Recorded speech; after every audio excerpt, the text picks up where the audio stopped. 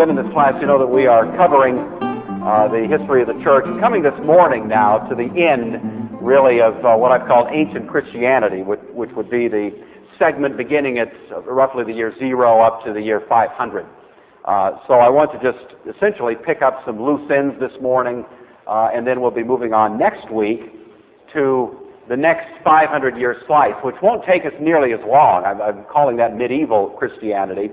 We'll actually cover that in roughly 2 to 3 lectures.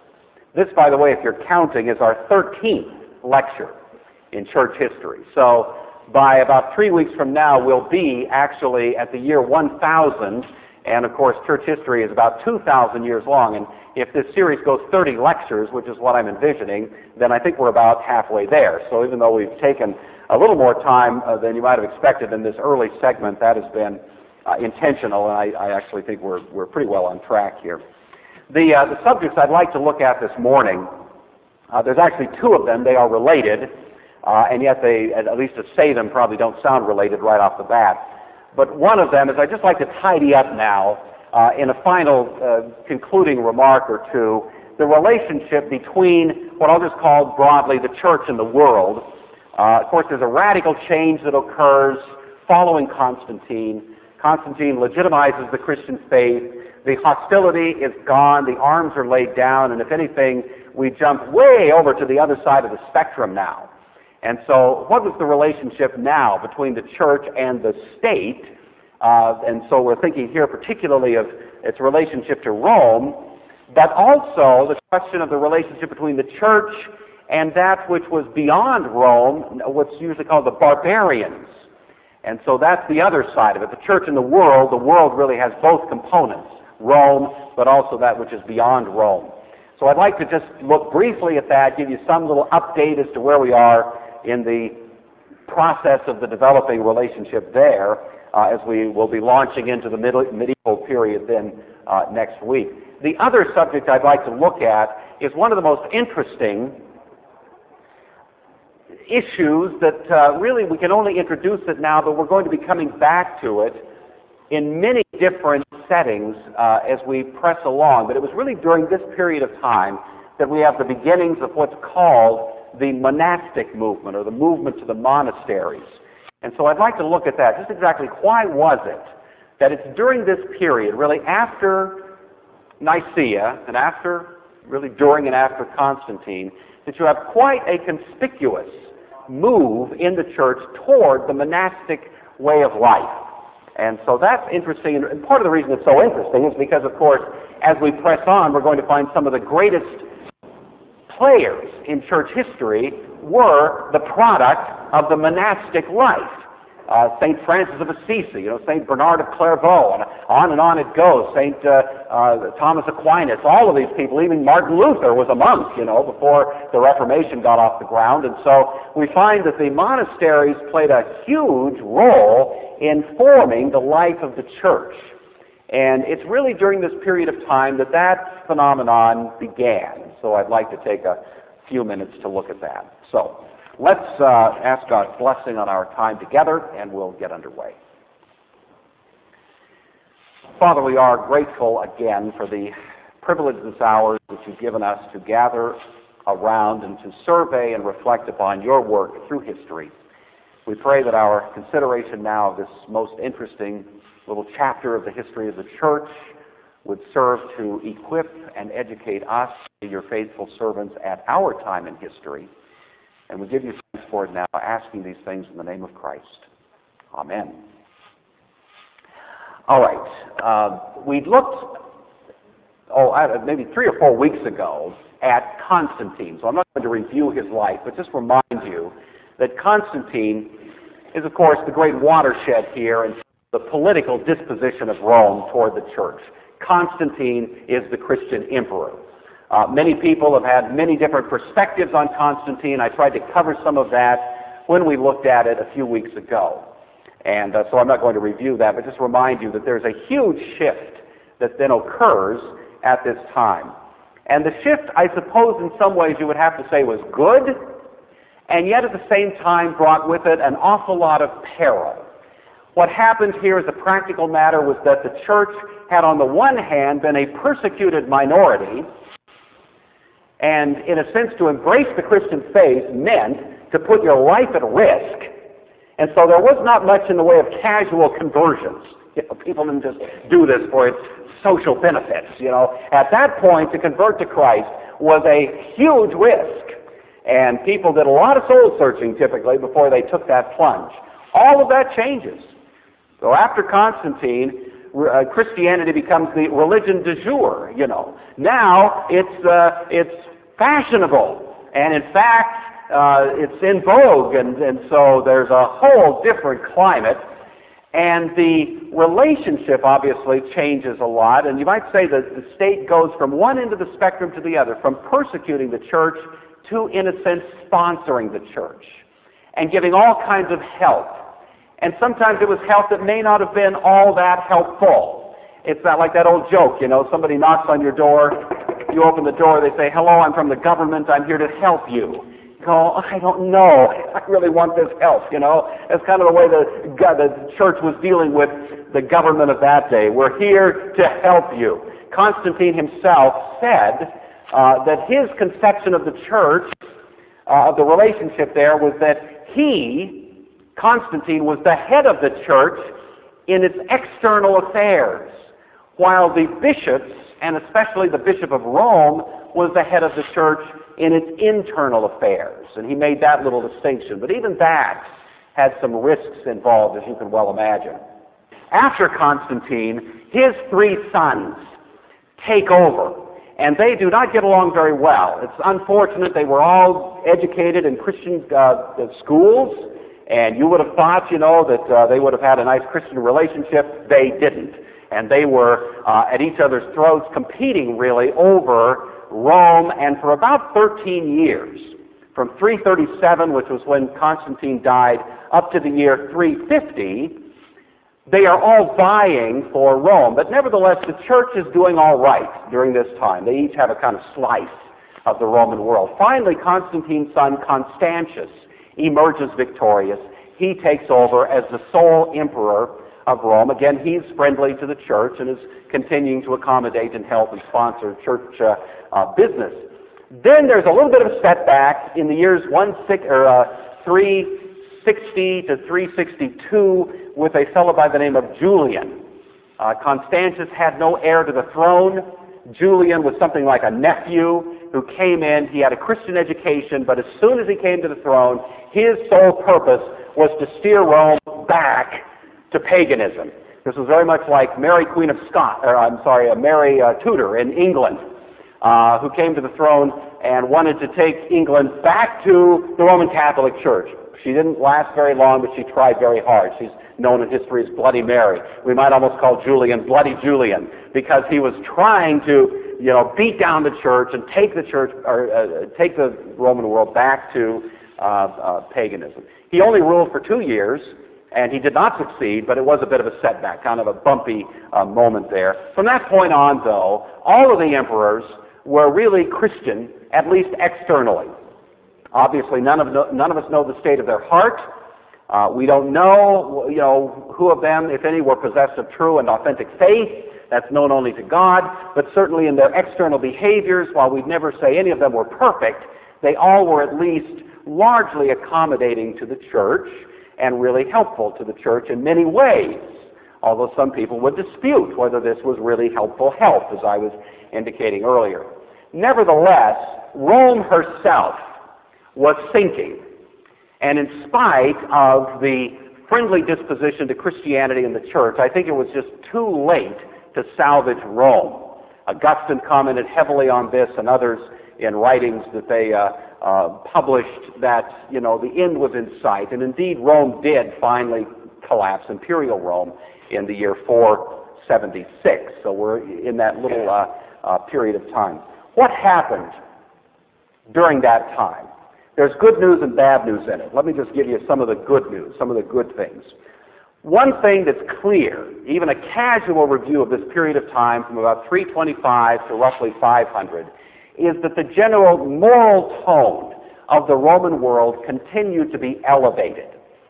You saw a little less not a lot less, but a little less of the raw, kind of just almost nauseating displays of the ugliest side of human interaction and so on. It was at least cleaning itself up some.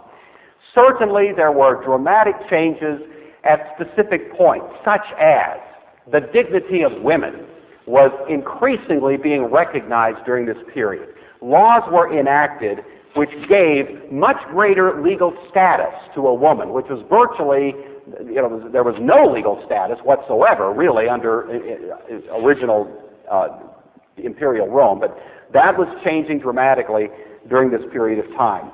The gladiatorial shows were gradually being extinguished. It was during this period that the last one finally occurred. Slaves were being given more and more humane treatment. Legislation was going into place which gave them greater rights.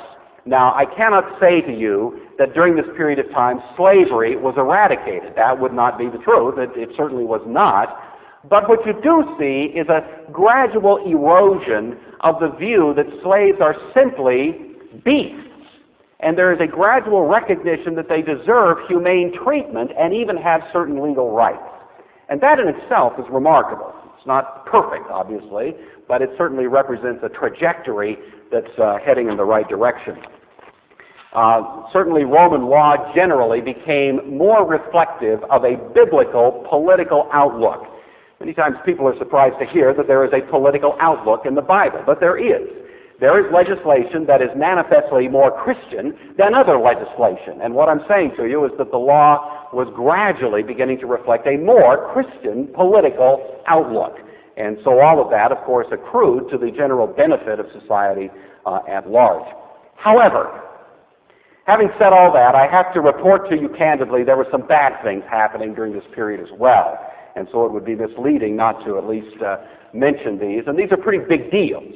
But one of the things that we readily can recognize during this period of time is that the state was really beginning to overly interfere in the spiritual life of the church, really beginning to exercise too much authority, have too much say-so. And that in itself was beginning to have a strongly deteriorating effect on the high quality of faith that you might otherwise find within the church. Maybe most importantly here, we would mention, secondly, the idea that there's a swap, if we can think of quality and quantity. Before Nicaea, the church was quantitatively small, but qualitatively deep. Like I say, Christian people tended to come to Christ with a great deal of personal devotion, and they knew it was a life and death proposition. This was nothing anyone did casually.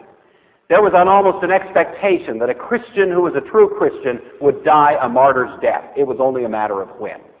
Well, if that's your view of coming to faith, then you tend to take a pretty long, hard look at that, And so that was the idea, deep quality of faith, people that were truly, passionately devoted to the life of faith and knew that they would probably pay for it with their lives sooner or later. But the quantity was restricted, as you can guess. It wasn't like everybody in the world was flooding into the church during that time. After Constantine, it changes. Quantity gets big, quality gets paper thin. So you've got all kinds of people now flooding into the church. The doors are open. Conversion is cheap. The risk of being martyred after Constantine for being a Christian is reduced to zero. No chance you're going to die for your faith, you see. And being a Christian has a certain degree of political value to it. And so, why not? And you've got a lot of people that were just going through convenient conversions. Now we have to be very careful about this because that does not mean that everybody in the church therefore simply became a kind of pagan with a Christian veneer. It wasn't that at all. There were still very deep, committed Christians here, but the culture of the church tended to change. And another part of this is that many of these people who came into the church came into it who had been steeped in paganism. They had been idolaters, and now They're simply moving into the church, many times bringing with them a great deal of the pagan practices to which they had become accustomed and habituated. And so the church began to accommodate those things. And we begin to see some things happening at this time which, at the very least are troubling. You begin to see the church sort of building Christian notions and wrapping them around what are fundamentally pagan practices. Now, I want to be cautious here because when I start giving particulars, it'll sound like I'm taking a broadside attack on the Roman Catholic Church, and I want to be very careful not to be interpreted as doing that. But as a matter of historical fact, you begin to see the elevation of Mary, which can be clearly traced to the sort of pagan elevation of the goddess Isis, and it's brought in, and sort of Mary becomes the way of appealing to that particular element. Or over-veneration of the saints, and almost a mystical, magical view of the sacraments and other things. Like I say, I'm trying to be cautious here, but I think if you just read what went on, you begin to see that there was a sense in which the church was sort of extending to essentially pagan practices, a sort of holy water sprinkling, bringing these things into the church. And it really didn't do a lot for the life and quality of life within the church. So anyway, I think that's just a part of the story that has to be recognized here. It was certainly part of what the reformers were reacting to 1,000 years later at the time of the Reformation. Another little piece of what's going on, however, which is interesting, is this. Because it had become easy to be a Christian, and because there were still people at that time who really felt that Christians were better off if they were under a certain degree of persecution,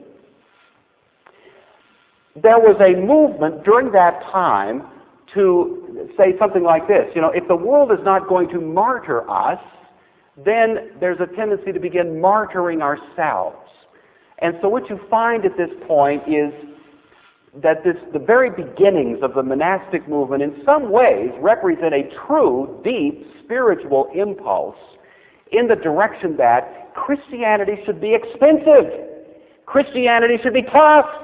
It should cost you something. It should not be casual. It should not be easy. It shouldn't be something you can just do without any particular risk involved. And so because now Christianity had become riskless, there was a strong impulse to reinstate the risk, reinstate the cost, reinstate the austere demand requisite for true Christianity, and the way to do that seemed to be to move in the direction of a separation from society into a more ascetic and self-deprived status of life. And I think that really is at least part of the beginnings of the monastic movement. I'll say a little bit more about that in a minute, but just keep that in your head. All right, the other thing we want to think about here is the relationship between the church and the so-called barbarians. Now, I know you all know why the barbarians were called barbarians, because to the civilized folks in Greco-Roman civilization, when these barbarians began to speak, it sounded like people just saying bar, bar, bar, bar. You know that? I've never had a chance to do this in my life till this moment, so I want to try it. I just want to see what it sounds like. So let's all do it. Bar, bar, bar, bar. Just start saying it. That's what they sounded like, Nobody could tell what are these people? Bar, bar, bar, barbarians. And so that was why they picked up that nickname. But actually, you realize that the barbarians were actually many of our forebears. They actually came, many of them, not all of them, from Northern Europe, and so Anglo-Saxon type tribal groups out there in that region. Many others, of course, constitute this barbarian culture, which was gradually migrating south. And as they did so, they came then eventually to the outskirts of the Roman world and began to impose a certain degree of pressure on the Roman world, which Rome was having a hard time fending off because she herself was beginning to lose some of the great, highly integrated military power that had been her lot in previous times. These barbarian tribes, I don't want to go into detail on this. I'm sure you are glad to hear that too. But I'll just mention a couple of them. One particular major group were called the Goths. G-O-T-H, Goths, and related tribal groups were the Visigoths and the Ostrogoths. So you've got that whole bunch out there. They really were some of the first ones to truly invade Rome. They were the ones that sacked Rome, the city of Rome, in 410. They eventually settled more or less in Spain. And many of actually the population of Spain today would trace their ancestry to some degree back to these particular tribal groups. They were evangelized early by Arian Christians, and so Arianism was actually entrenched in Spain for many years. It took a long time to root that out. Another of these groups were called the Vandals. The Vandals. There's a reason why we have the phrase vandalism in our language, because that was really descriptive of their MO in terms of the way that they carried on their attacks and so on. It was the Vandals actually that were threatening the region where Augustine lived. We talked last week about Augustine, and the Vandals had laid siege. They were very famous for their highly destructive ways. Augustine himself viewed this as proof of God's judgment against Rome and even against the church. He died, I think he would say happily, before this Vandal invasion was actually kind of swept through there, but that was another of these groups. Another were called the Teutonic Lombards. They originated in German areas. The Burgundians and the Franks. Many of these wound up in the area of what's called Gaul, which we today call France.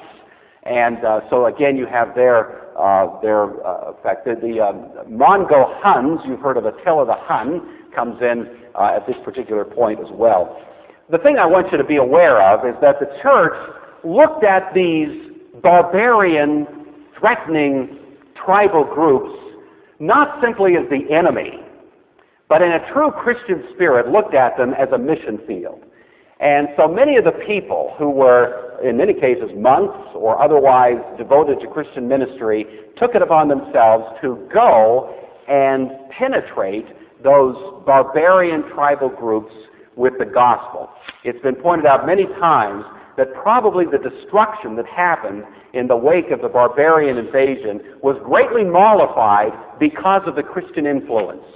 Not that there was a sweeping revival among all of the barbarians, but just the salt, just a little bit of influence there of Christianity tended to take the edge off of this gratuitous violence that otherwise might have been even more pronounced than it was. One of these missionaries was a man by the name of Ulfius, who went and did missionary work among the Goths. He's famous because he's the first one we know of who undertook the task of reducing a language to writing. I appreciated a couple of weeks ago, I believe it was, Mark Miller, who many of you heard him, I'm sure, gave a brief testimonial about his work with Wycliffe Bible translators.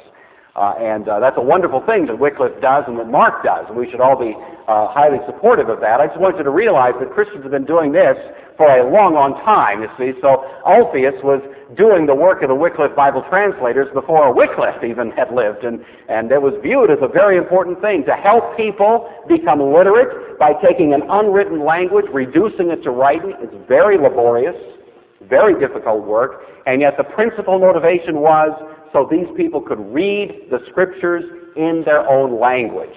And it was believed that if you could give people a Bible, they could read it in their own language, that would have a huge impact on them and indeed have the effect of leading them to faith. I might mention to you that Ulfius himself translated the whole Bible this way, but he left out 4 books in the Old Testament. 1st and 2nd Samuel, 1st and 2nd Kings, just left them out. Anybody have a guess why he left those out? Just left them out. Those books are so violent. There's so much bloodshed. He thought, I don't want to encourage, the violence of these people.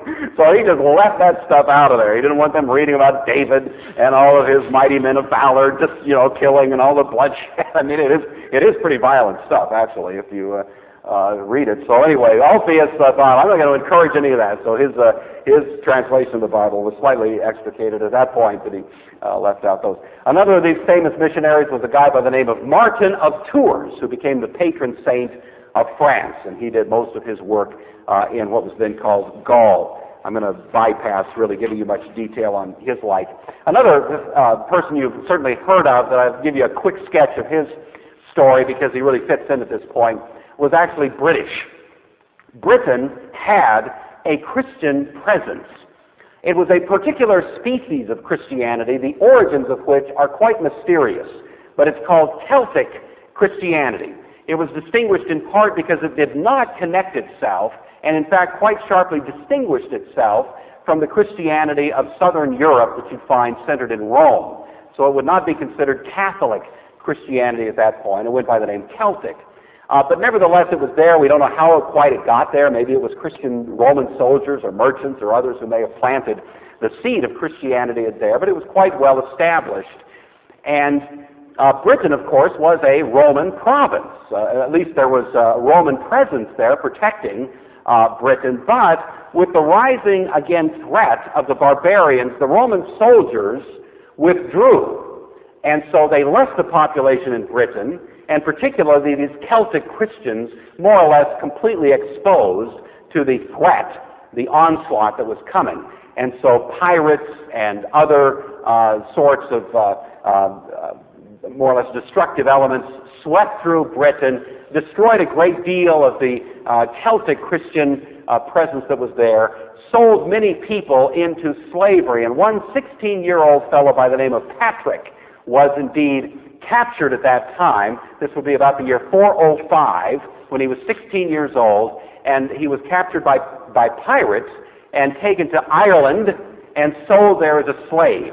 And so Patrick found up, he was British, he was a Christian, but he found himself in Ireland as a slave, and he served as a slave there for 6 years.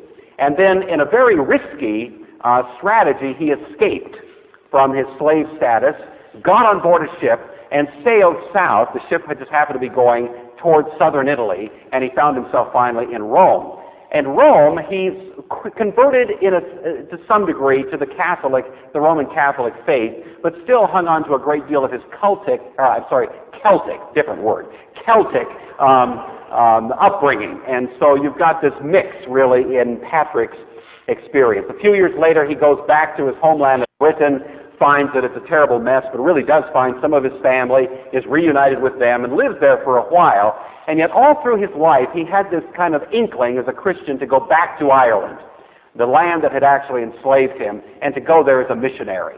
And so in 432, when he's roughly about 40 years old, he does go back to Ireland, and he goes there as a missionary and is very successful and establishes really a very deeply entrenched Christian community that long after his life was continuing to send missionaries around the world and so on. Of course, we know him as St. Patrick, the patron saint of Ireland, and so this is really where his story fits in, was really during this period of time when you have these things going on. So that's really what I want to say about the Roman Church vis-a-vis Rome, the Christian Church vis-a-vis Rome on the one hand, the barbarians on the other. This is loose ends lecture, so those are loose ends I wanted to tie up.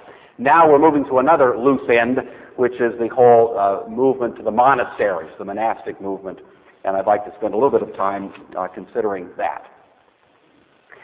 It's always been an interesting question, how exactly did it happen? I've given you at least some suggestion of what was going on that would have been the driving impulse behind this movement to the monasteries, or even before the monasteries, this movement, you might say, to the wilderness. And I'm going to give you several ideas here. There's obviously been, all kinds of research in this area and people suggesting possible explanations. I think all of these are factors that are worth considering. For one thing, it certainly seems clear that the culture of the day had been heavily impacted by the Greek view of the human makeup. Of course, Plato is most famous for this, but it was part of the whole Hellenistic understanding of human makeup, that we are partly material, partly immaterial, body and soul, at least, and maybe more, but that is enough to make our point. And according to Plato and the whole Greek influence, the body is the inferior part of you, that there is a taint connected to it. There is actually an affirmative kind of evil related to the material aspect of your being. Plato distinguished receptacle from ideal, and the ideal is the perfect. That's where your spirit or your soul originates. Your body originates in the receptacle. That is the material side. And so, as between the soul and the body, you should be accenting the immaterial side of your life. We think of a platonic relationship as one in which the spirit is accented, not the body. You see, the material side, because the body is tainted. Well, you extrapolate from that a whole view that everything, if the body is tainted, then bodily pleasure is tainted. Bodily enjoyment is tainted. Anything that really appeals to the, what could be called animal side of us, or at least the physical side of us, has a certain suspicious quality about it. So that we should be steering away from that. And we should steer more toward the contemplative life, the higher life, you see, the life of the mind, the life of the spirit. And so for Plato, certainly you see this in his Phaedo dialogue with Socrates, salvation is not salvation, well, salvation to the Greek was salvation from the body, you see. Of course, to Christians, we don't buy that. This is very important to understand. We don't affirm salvation from the body. We affirm salvation of the body. We believe in resurrection. You know, we believe that we as Christian people are both bodily and spiritually, constituted beings, and that those are both legitimate parts of what we are, and there's no intrinsic taint connected to the body. But nevertheless, to the Greek, they didn't quite view it that way. And so you can see if that was sort of the cultural outlook kind of built into the way in which people viewed things, then you can understand why there would be a certain impulse to do things that would be serious deprivations of the body, restricting the body, living a life in which you impose upon the body certain rigors, because that was viewed as being very good for the spirit, and it came more from this Platonic idea really than from other sources. However, you have to say that there is some biblical warrant for this. You certainly will find some things in the Bible that may at least point you in that direction. And these verses were frequently quoted. For example, Paul makes the distinction between the flesh and the spirit. Huh? Doesn't that sound like Plato? And so if you're supposed to, the flesh, which sounds an awful lot like the body, is the evil part of us, and the spirit is the good part, and the flesh and the spirit war against each other, then doesn't that suggest a kind of Platonic idea, you see? So that was brought to the... I'm not going to analyze that separately. I'll leave that to someone that actually understands it, like Karen back there, but I'm just going to mention to you, you see, that there is that in the New Testament that makes that distinction. Or you have Paul's statement when he says in 1 Corinthians that he pummels his body. Ooh, now that sounds a little ascetic, doesn't it? Beats his body, you know. And you also have Paul in 1 Corinthians chapter 7 advocating the celibate life and actually preferring that people be single rather than married. Now, like I say, I'm going to resist the temptation to treat those separately and try to give what I think is a legitimate understanding of it, but just realize that that was all biblical evidence supportive of a sort of a priori understanding that the body is evil and the spirit is good. And so with a little bit of biblical fuel to, add to that impulse, you can see why it would be easy to move in that direction. And that was indeed part of the conversation going on. Then in addition to that was just the general social disintegration of the day. Even though the Christian influence was gradually permeating the Roman world, it was not enough, it was not fast enough, it was too little too late, as it were, to salvage imperial Rome. The ship was sinking, and many people just wanted to not be there. They just wanted to get out of that ship, and so they wanted to go to places of isolation and kind of hole up there and have a life of contemplation and prayer and spiritual discipline and so on, and not be part of what they viewed as this huge collapse that was about to come. So all of these things really play into the impulse behind it. And then I'd like to add to that what I alluded to earlier, that I think there was at least a well-intended idea among some Christians that Christianity ought to be hard. It ought to be tough. And if we're not going to get persecuted from outside, then we'll have to sort of persecute ourselves. And you almost have a period in church history that could be called the period of Christian masochism, in which Christianity was a matter, at least in some people's minds, of really punishing yourself, beating yourself literally with whips, and that sort of thing. And it wasn't really this period yet. It was really later, but you see a lot of the beginnings of that even during this time. So all of that taken together probably accounts for why you begin to see this movement away from the culture, even from the Christian culture. I'm just going to treat here briefly a few of the more famous names. This is by no means an exhaustive list, but just give you a feel for some of the people that are famous in this connection. The first name that usually is mentioned in this whole story is the name of a guy. His name is usually Saint Anthony, or simply Anthony.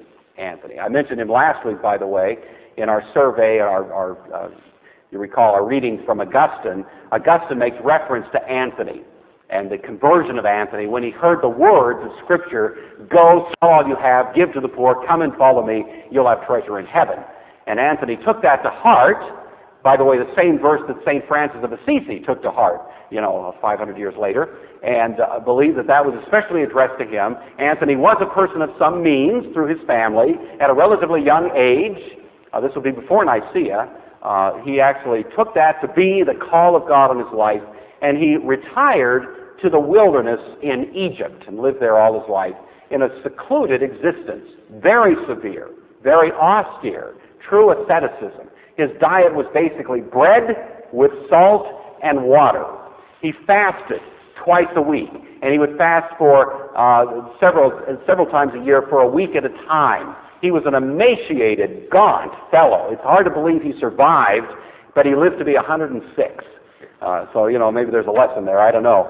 But in any event, he lived a long life, and I think most of us, by modern standards, would look at him and just say he was a nut. That would be our assessment of him. But at the time, he was viewed as a huge hero. I mean, the proportions of this guy were just staggering. Athanasius wrote a biography on Anthony that just celebrated him up and down, and he was a great popular kind of folk hero to the Christians of that day, viewed as a very holy kind of guy. Many people wanted to go and join him, but he would have none of it. He was what was called an anchorite. He wanted to live alone. He wanted to have a life of solitude. And so what happened was, rather than founding a monastery, people went out and lived near him. And there was a whole population of folks that lived basically secluded lives, within a stone's throw of Anthony. They never talked to each other. They had no communications of any kind. They were all sort of out there as individual hermits, and yet Anthony was the guy that was kind of setting the standard for this. He occasionally would go, as it were, into town. He was such an awesome figure that virtually every word he said weighed a ton, and so whenever he would open his mouth and say something, it was it was kind of legendary, the effects that he had, and so on. But Anthony was really, in many people's minds, is the beginning of this whole impulse. Now, there was a lunatic fringe. I know some of us think Anthony is a lunatic fringe, but if you can believe it, Anthony himself is sort of mainstream at this point, and there was a lunatic fringe among those who were taking on the Anthony type of life. And one of these, there were several of them, but one of these, my favorite actually, is a fellow by the name of Simon Stylites, or sometimes called Simon the Stylite. A stylite was kind of a minaret or a pillar. And Simon didn't believe it was enough to simply live out in an isolated place. He believed you should live in a more restricted setting, and he lived on top of a little Roman pillar. He had a little space there about 4 or 5 feet across and about 30 to 40 feet in the air, and he spent some 30 years on that pillar. I'm just going to leave to your imagination how he handled some of the necessities of life. I don't even want to go there, but you can imagine that he really did, get quite a bit of press, and he would preach from this pillar. Now, he was out in an isolated place, but people would go resort to him, and he preached daily, lengthy sermons, and he would address himself to the emperor, and many times the emperor heard what he said, and so he was quite a figure. And there were others like him, others that were, you would just say it was, bizarre. I mean, it was just kind of off the deep end. And yet, this is really part of what was happening. And I realize that to us we think, what does this have to do with Christianity? For Pete's sake, this is just, out of control.